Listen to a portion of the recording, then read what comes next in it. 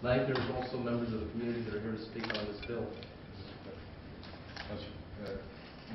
Thank you, Mr. President. And what this bill does, it authorizes the administration to create a program that will create this program. And I think that before we go to public comment, Mr. Perry, if you can kind of talk a little bit about that and what the time frame is that we're looking at.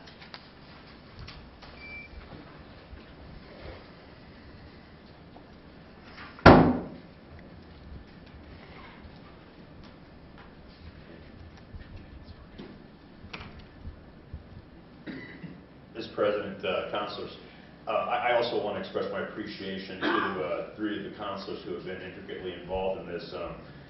Councilor Winter and Councilor Sanchez as co-sponsors to the bill, and Councilor Davis, who was previously a co-sponsor on one of the predecessors.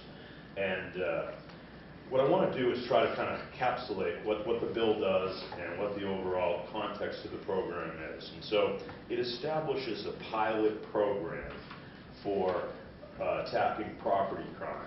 And the problem we have is there's a lot of different facets to it, but what this does is it creates full-time positions of unarmed ABQ City employees that would report to the area commands in the operations department, and it would allow us basically to address some issues regarding property crimes.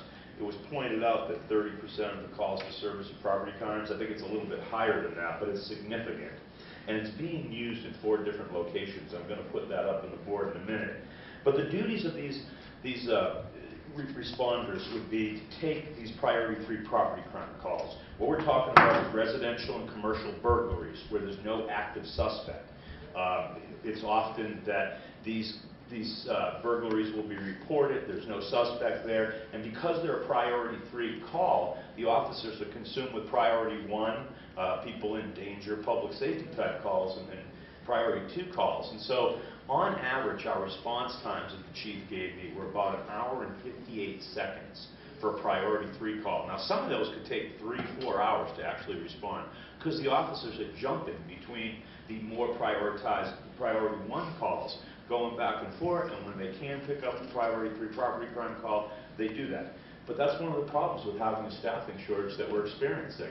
And as we all know, property crime has been a very high-profile issue with increases and it may allow those people that are retired military, retired police from other places that are non-PERA, and a host of other folks that would be a front door into our department, as Councilor Sanchez has pointed out. It would also deal with what Councilor Penny has pointed out with.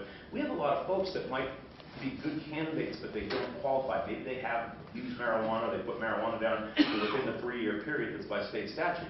So if they can come into this program and kind of purge that time period that's required by law from the Law Enforcement Academy and the state statute, then again introduce them to the potential of being a commissioned officer. So all around, I think the program hits on a lot of benefits to what we're dealing with staffing shortages and with property crime and with response times, thoroughness of the investigation, and a whole host of other things. It is a pilot. It's 25 officers, as Councilor Sanchez has pointed out on the authorization.